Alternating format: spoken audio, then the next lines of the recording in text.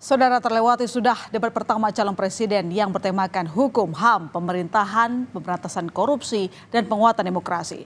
Saya menjawab pertanyaan dari panelis. Ketiga capres, Anies Baswedan, Prabowo Subianto, dan Ganjar Pranowo saling melontarkan gagasan, pertanyaan, bahkan sindiran. Dalam debat yang berlangsung panas itu, publik pun disuguhkan dengan panggung adu ide, serta visi misi capres yang disampaikan dengan gaya khas masing-masing. Saat menjawab pertanyaan dari panelis terkait soal demokrasi dan kebijakan tata kelola parpol, calon presiden nomor urut 1 Anies Baswedan mengkritik jalannya demokrasi di Indonesia. Antara lain, menurunnya kebebasan berbicara. Menanggapi hal itu, capres nomor urut 2 Prabowo Subianto justru bilang bahwa apa yang disampaikan Anies berlebihan. Prabowo pun seolah membuka kisah lama saat pencalonan Anies sebagai gubernur DKI Jakarta. Anies pun kembali menanggapi dengan bicara soal pemerintah dan oposisi. Bahkan menyinggung Prabowo yang disebut tidak tahan berada di kubu oposisi. Saya berpendapat Mas Anies ini agak berlebihan. Mas Anies mengeluh tentang demokrasi ini dan itu dan ini. Mas Anies dipilih jadi gubernur DKI menghadapi pemerintah yang berkuasa. Saya yang mengusung Bapak. Kalau demokrasi kita tidak berjalan, tidak mungkin Anda jadi gubernur. Tahan untuk berada menjadi oposisi. Oke? Seperti sampaikan Pak Prabowo tidak tahan untuk menjadi oposisi. Apa yang terjadi? Beliau sendiri menyampaikan bahwa tidak berada dalam kekuasaan membuat tidak bisa berbisnis, tidak bisa berusaha. Karena itu harus berada dalam kekuasaan. Kemudian Capres Anies Baswedan menanyakan bagaimana perasaan Capres Prabowo Subianto setelah mendengar putusan Majelis Kehormatan Mahkamah Konstitusi tentang putusan MK yang bermasalah secara etika terkait pencalonan. Pertanyaan itu pun bahkan berujung pada pembahasan orang dalam yang kerap menjadi fenomena menyebalkan di tanah air. Menanggapi hal itu, Prabowo pun menjawab telah mempertimbangkan secara hukum terkait pencalonan bersama timnya dan tidak menemukan ada yang harus diubah. Prabowo juga menyebut keputusan akhir nanti ada di tangan rakyat. Fenomena ordal ini menyebalkan. Di seluruh Indonesia kita menghadapi fenomena ordal.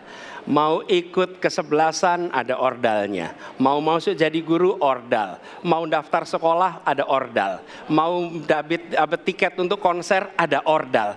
Ada ordal di mana-mana yang membuat meritokratik nggak berjalan. Negeri ini rusak apabila tatanan itu hilang. Habis. Mas Anies. Dalam demokrasi, kekuasaan tertinggi ada di rakyat. Hakim yang tertinggi adalah rakyat. Tanggal 14 Februari, rakyat yang akan mengambil keputusan. Kalau kami tidak benar, salah, berkhianat, rakyat yang akan menghukum kami. Tak cuma Anies, Capres nomor urut 3 Ganjar Pranowo juga ikut bertanya hal serupa terhadap Capres Prabowo Subianto. Ia menanggapi pernyataan Prabowo sebelumnya yang bicara soal kesediaannya meningkatkan kualitas hakim. Lagi-lagi soal pendapat Prabowo tentang putusan MK yang menjadi pertanyaannya. Ditanya lagi soal hal itu, Prabowo mempertanyakan siapa sebenarnya yang melakukan intervensi. Tapi dalam konteks kekinian saya terpaksa, ini mohon maaf Pak ini, terpaksa sekali saya harus bertanya. Apa komentar Pak Prabowo terhadap putusan MK yang melahirkan MK itu? Itu aja. Saya kira mengenai Mahkamah Konstitusi, aturannya sudah jelas. Kita juga bukan anak kecil, rakyat kita juga pandai. Rakyat kita lihat, rakyat kita tahu, Mas Ganjar kita tahulah ya bagaimana prosesnya, ya.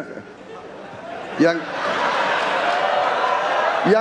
intervensi siapa, ya kan?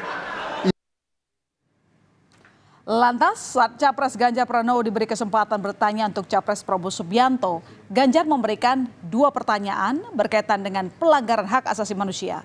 Ganjar meminta pendapat Prabowo tentang upaya penuntasan pelanggaran HAM berat, serta menanyakan lokasi makam orang-orang yang masih hilang terkait permasalahan itu.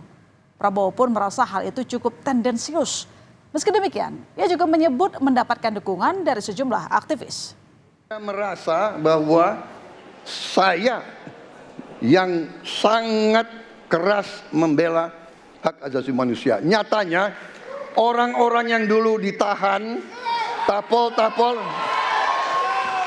yang katanya saya culik, sekarang ada di pihak saya membela saya, saudara sekalian.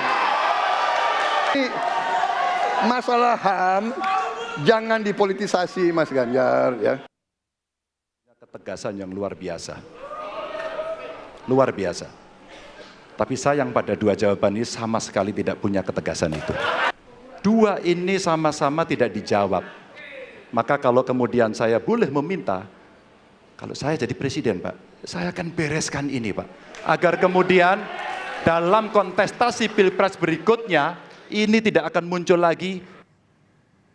Sementara itu, Capres nomor urut 3 Ganjar Pranowo menyoroti perihal pembangunan IKN saat bertanya pada Capres nomor urut 1 Anies Baswedan. Ganjar juga kembali bertanya untuk memastikan sikap Anies tentang hal itu. Anies pun bertutur bahwa permasalahan di Jakarta harusnya diselesaikan, bukan ditinggalkan. Pembangunan IKN juga dikritik karena tidak melalui proses dialog publik. Apakah boleh saya simpulkan kalau begitu, Mas Anies dalam posisi yang oposisi terhadap beberapa kebijakan termasuk IKN, menolak IKN dilanjutkan. Terima kasih. Inilah salah satu contoh produk hukum yang tidak melewati proses dialog publik yang lengkap. Sehingga dialognya sesudah jadi undang-undang. Dan ketika dialognya sudah undang-undang, siapapun yang kritis dianggap oposisi, siapapun yang pro dianggap pro pemerintah. Kenapa? Karena tidak ada proses pembahasan yang komprehensif yang memberikan ruang kepada publik. Ini negara hukum, bukan negara kekuasaan.